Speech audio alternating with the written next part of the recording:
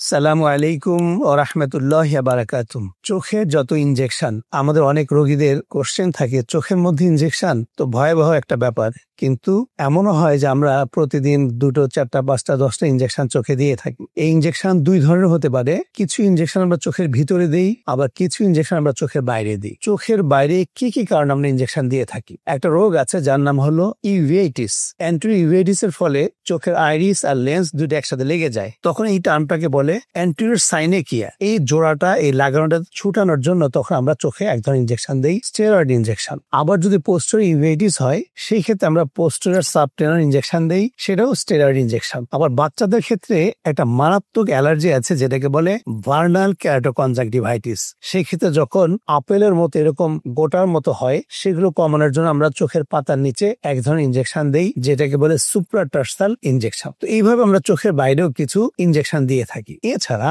সবচেয়ে বেশি আমরা ইনজেকশন দিই চোখের ভিতরে। যেমন ডায়াবেটিক রোগীরা আসে, এদের চোখের ম্যাকুলাতে পানি জমা হয়। অনেক সময় চোখের রক্তনালী বন্ধ হয়ে যায়, বন্ধ হয়ে ম্যাকুলাতে পানি জমা হয়ে যায়। আরেকটা রোগ আছে যেটাকে বলে age related macular degeneration. Europe এবং আমেরিকাতে নাম্বার 1 কজেস অফ ব্লাইন্ডনেস, মানে অন্ধ হওয়ার কারণ হচ্ছে এই এজ রিলেটেড ম্যাকুলার ডিজেনারেশন। বাংলাদেশের একটা সিংহভাগ রোগী এই জন্য দৃষ্টি হারান। সেই এজ রিলেটেড ম্যাকুলার ডিজেনারেশন হলেও চোখের মধ্যে পানি জমা হয়, চোখের মধ্যে রক্ত জমা হয়। সাধারণত এই ডায়াবেটিক রেটিনোপ্যাথি, সাধারণত এই রেটিনাল ভেইন অক্লুশন আর এজ রিলেটেড ম্যাকুলার ডিজেনারেশন, এই তিনটে রোগে আমরা চোখের মধ্যে সবচেয়ে বেশি ইনজেকশন দিয়ে থাকি। এখন আসি আমরা কি ইনজেকশন দিই। চোখের ভিতরে প্রথম শুরু হয়েছিল যে ইনজেকশনটা, সবাই এর নাম বললে চিনবেন, যে অ্যাভাস্টিন, অনেকেই জানে। আজ থেকে প্রায় 25 বছর আগে থেকে আমরা এটা প্র্যাকটিস করি। তারপরে আসলো আমাদের দেশে লুসেন্টিস, এরপরে আসলো আমাদের দেশে ভিসি, আমাদের দেশে আসলো আইলিয়া, সর্বশেষ ভ্যাবিসমা একটা ইনজেকশন আমাদের দেশে প্র্যাকটিস হয়। আমাদের এই হসপিটালে আমরা 4-5 ধরনের ইনজেকশন রোগীদের মধ্যে দিয়ে থাকি।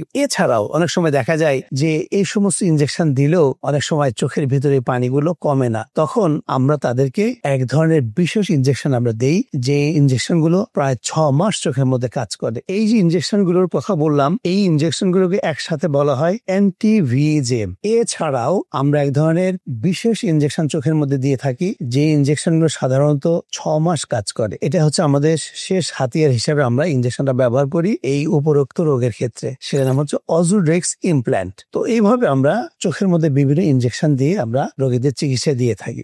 এখন প্রশ্ন, যে এই ইনজেকশন দিলে কি চোখ নষ্ট হয়ে যাবে, কোনো ক্ষতি হবে? আমাদের দেখা মতে সাধারণত কোনো রোগী ওরকম কোনো ক্ষতি হয়নি। এমনকি অনেক রোগীর প্রশ্ন, আমি ব্যথা পাবো না?